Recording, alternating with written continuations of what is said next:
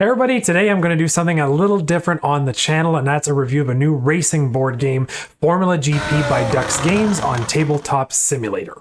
The reason I chose to do this for the channel is because this is the closest to a simulation racing game I've ever seen on tabletop. If you watch modern Formula 1, you'll appreciate the level of detail this game has, from the DRS zones to the tire compound choices and even ERS deployment. Dux Games was kind enough to provide me with this TTS mod for the review, but I'm not being paid to do this, and what I'm going to tell you in this video is entirely my own opinion. Hopefully you, and even race car driver Nick Hamilton, will find this review better than my F1 team management skills. Flip match. What's he doing?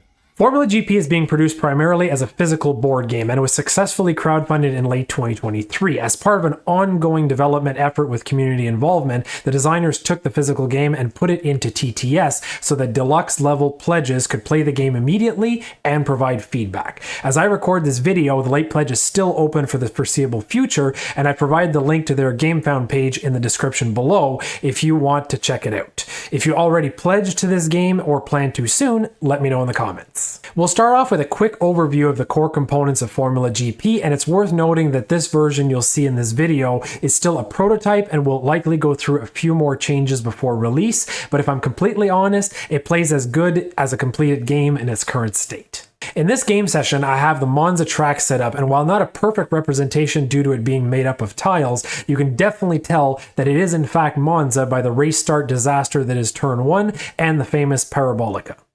The modular nature of this tile-based game board is what sets it apart from racing classics like Formula D and hot newcomer Heat Pedal to the Metal. Want to try a bit of Melbourne? Sure. An instant classic like Hockenheim? Definitely. Then finish off the night with a tight street circuit like Monaco? Absolutely. You don't need a huge collection of boards to do this, and you can even make your own custom tracks. And while all the different spaces, symbols, abruptly ending lanes, and car shadows may seem a bit overwhelming to new players, I can tell you that this all comes together beautifully when you get behind the wheel of the car, so to speak. That brings us to the game modes. While Formula GP was designed primarily to be played in its full simulation mode, which takes advantage of all the features, there's also a standard mode for those that want to focus on driving without variables like weather and corner speed limits. Even simpler is the sprint mode that has you simply playing movement cards without having to consider what gear you'll be starting the next turn in, and features a quick 3-lap race as opposed to the 24 plus game rounds of the full simulation. Whatever game mode you choose, you still benefit from what is, in my opinion, the best thing about this game: asymmetrical cars. Like in real racing, in Formula GP, your choice of car isn't simply cosmetic, but has a direct effect on how you'll drive during the race. Each car has the same basic features that include movement points, correlating to gear numbers and pace color, overtaking potential, ERS battery strength, tire wear, and expendable dials. Each car, however, has different strengths and weaknesses in each area, as well as a unique ability. Pick the red car and you'll benefit from a more powerful overtaking potential at the cost of a higher tire degradation rate. Opt for the light blue car and you'll benefit from a stronger ERS battery system at the cost of a weaker overtaking potential, which means your car will have more endurance, but you'll need to be clever about when and where you attempt overtakes. Car abilities like this +1 movement when you're driving at the red pace further the asymmetry. The orange car, having +1 movement when its battery is depleted, will have the driver strategically draining the battery to go quicker, while other cars will be slowing themselves down trying to charge theirs. Then there's Formula GP's gear and pace system that's quite unique in how it determines your movement points from round to round. Whereas games like Formula D and Heat have you selecting gears to determine your movement potential one way or another, Formula GP has the track tile you finish your turn on determine your movement potential for the next round. Finish your move in a max gear tile, usually without a gear symbol, and you'll benefit from more movement potential than the car ahead that finished on the 6th gear tile. I was originally confused as to why some cars had more movement potential in lower gears, like the light blue car having faster red and green pace in 4th gear than in 6th gear. That's when I realized that the designers have implemented movement in a way that simulates downforce potential in modern race cars as opposed to outright speed. While all cars have the same top-end potential of 8 movement points using the blue pace in 8th gear, certain cars perform better in lower speed sectors, meaning the light blue car and orange cars may be able to effectively start the next round from a 4th gear space that the red player is actively trying to avoid. Some of these asymmetrical car characteristics are even present in the sprint version of the game, albeit at a much more simplified level.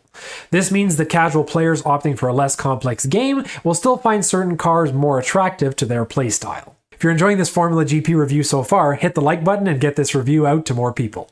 Next, let's look at the on-track action. Each player has a deck of action cards that's used to determine driving pace. Green is a normal pace, red is a fast pace, and blue is used in conjunction with your ERS battery to maximize your car's movement. You may think to always play your best movement card, but there's a lot more depth to it than that. Let's say the red and black cars are having a drag race down the front straight in a full simulation game. Both players have a solid hand of action cards and at least one ERS battery point to use the blue pace and maximize their movement potential. However, the racing line makes all the difference. The black car has the inside line and will be most efficient through the corner. The problem is the green pace limit, simulating the treacherous nature of turn 1 at Monza, means that moving out of that track tile using anything higher than green pace will result in a red die roll, which can lead to overcooking the tires and losing a tire wear point, drawing a risk card, or even worse, spinning out altogether. And for those of you that dislike random die rolls, don't worry, because Formula GP's action cards have secondary actions that can help you mitigate the risks of making aggressive moves, like this counter steer symbol that allows you to save the car from a spin at the cost of a lane shift, or this event card that lets you spend a resource to avoid a limit. Going back to the scenario, the red car is even worse off because being on the outside line and unable to change lanes as an effect of the blue pace card, it will end up on the curb and eventually run out of track, halting its movement entirely. A better option could be to use a red pace card that would result in less movement points but at least allow a lane change at the cost of a tire wear point. But then there's still a problem of the green pace limit at turn 1 and the red die roll risks associated with that. Yet another option the red car could choose is to play 2 green cards in combination to achieve a red pace movement while respecting the green pace limit and being able to change lanes without excess tire wear. They would still have to roll the yellow die, but the risks on that die are minor in comparison to the red die. A single green card is the safest approach with no risk, but who hires a race car driver that's not willing to take risks? Maybe you don't want to take risks because you're on the final lap, already destroyed your tires moving up the grid, and don't want your tires to fall off the cliff and lose that sweet +4 movement bonus of your soft tire compound. Because, oh yes, tire compounds are also a thing in this game and play a huge role in your risk versus reward strategy. The possibilities are mind-blowing. And if you think you're clever and always sticking to the preferred racing line would lead to a perfect race, it isn't so simple. Looking at this example of the orange and light blue cars, the orange car taking the preferred entry into Parabolica has essentially left the door open for the light blue car to take a wide berth and pass them without a contest. If, however, the orange car had positioned itself in the center, the light blue car could still attempt a pass but would be forced into a battle scenario due to the pass being made on an adjacent space. This leads to another major part of Formula GP, the battle system, which has both drivers committing precious action cards to bolster a pool of battle points called LEDs. This will effectively determine if an overtake attempt is successful or not, and can be costly as each player will try to outplay the other by laying multiple cards face down in order to end up with a larger pool of LEDs. Commit too many cards though, and you'll be left without action cards for the rest of the round. The attacker will always have the advantage of bonus LEDs from charging their overtake with excess movement during a pass attempt. But both drivers can also commit LEDs from deploying ERS and, of course, from various other cards and abilities in the game, like events and driver traits.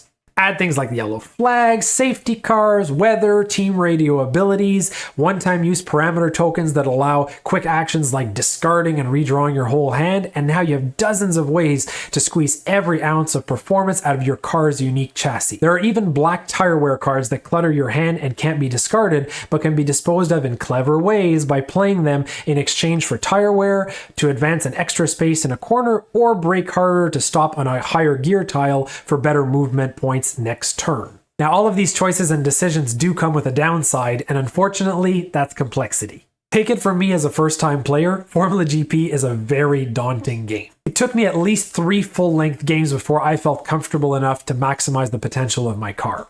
You'll find yourself constantly forgetting to use certain car systems like ERS deployment on straight sections for that extra movement point, and even as I record this, I can't even remember if you can use the battery point more than once in the same turn. You might drive your friends crazy taking time to plan your move, end up shunting one of them off track during a wheel-to-wheel battle, getting a 5-second penalty from race control, but it's absolutely worth it.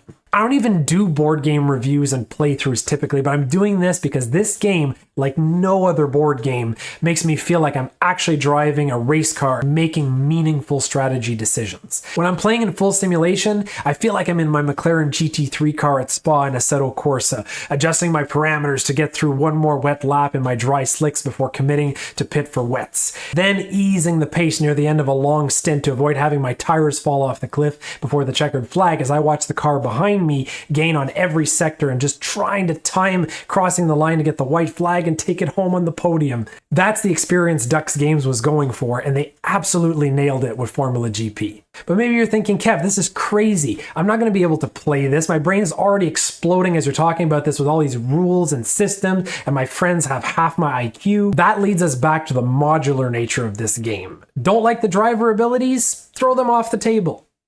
Don't want the threat of weather? Don't use those cards either. Feeling like Kimmy and want your engineer to shut up? Just leave me alone, I know what to do. Don't use the team radio cards. You can even allow going full send into Monza turn 1 by removing the corner pace limits. Then if you want to play with all the electronic nannies and put your pedal to the floor and let the car do the rest, play in sprint mode where you have minimal management and, to my own surprise, still gives you a great feeling of accomplishment at the end of a race when you conserve your tires just long enough to overtake the leader on the final corner of lap 3, or crash into the wall miserably. And if your friends are so boring that they won't even play the sprint mode with you, you have the option of playing with rookie and pro bots that will give you varying levels of challenges, use different strategies, and keep you on the defensive while also giving you lap traffic to contend with. And these bots can be used outside of solo play as well, if you and your friends want an extra challenge. Having to contend with other competitive pro bots during a championship and even simulating the Le Mans 24-hour in Formula cars with rookie bot lap traffic, forcing you to wear down your tires and constantly deviate from your preferred racing line is still really fun. So in conclusion, while Formula GP is a complex game and certainly isn't for everyone, I feel like it does a decent job being an adaptable sandbox that can accommodate varying levels of difficulty. What it does best is make you feel like you're actually driving a race car in board game format. And if, as you were listening to this review, you were drawing parallels to real life races or reimagining your own experiences in sim racing, then this game will definitely grow on you as you learn to take advantage of your car's abilities, humiliate your friends, and perfect your racecraft to the point where it will be a truly rewarding experience to play. Hey! Steering wheel, somebody tell him to give it to me. And with the crowdfunding stretch goals having been reached, additional car chassis have been added, meaning you'll be able to have enough variety to run various races and tracks from current and past life seasons, even removing the DRS and ERS rules if you want to opt for a low-tech 90s vibe. Anybody? Please?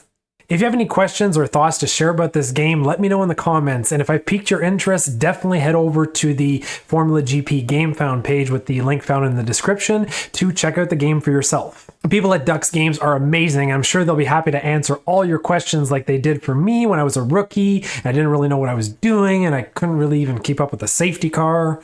Oh, and if my video convinced you to go over there and check out the game, then please let Ducks Game know that I'm the one who sent you so that they know that all the time they spent with me honing my questionable skills wasn't a complete waste of time. And if you want to help me out, please consider subscribing to the channel for future playthroughs of Formula GP, as well as other sim racing and motorsports related content. Hope you enjoyed this review, and I'll see you next time.